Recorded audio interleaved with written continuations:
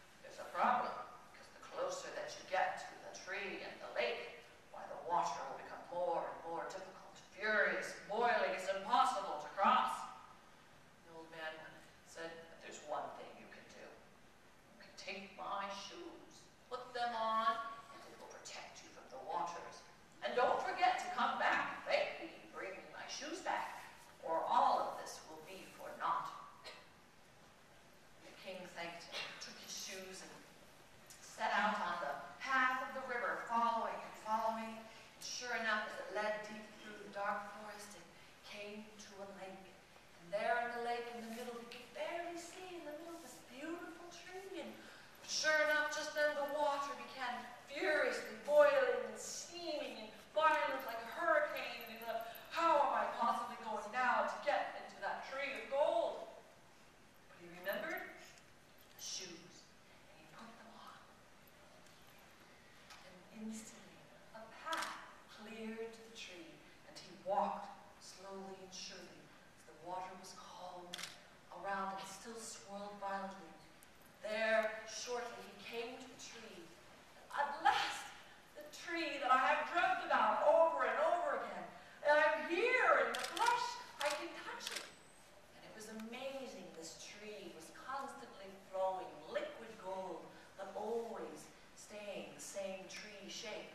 And there were blossoms of diamonds shimmering and leaves of gold fluttered in the wind.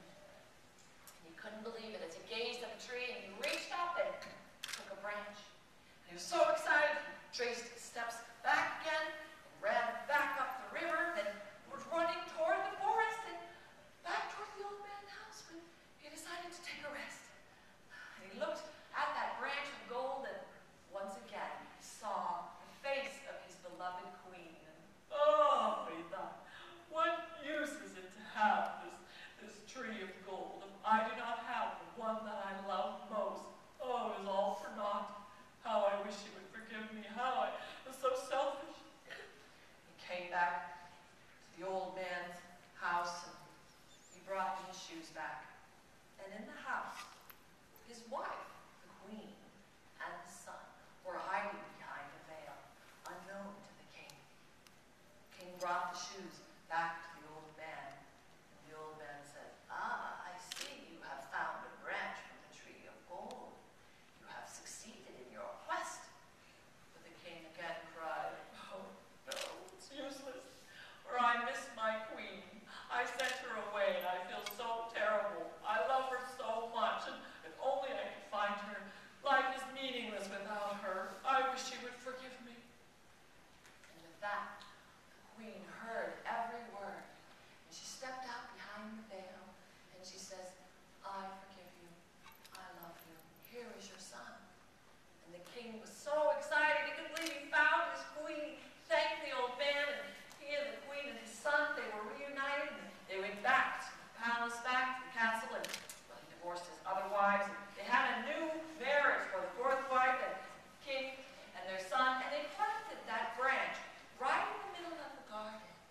And that branch soon grew and grew into another beautiful tree, and it grew just like the love between a king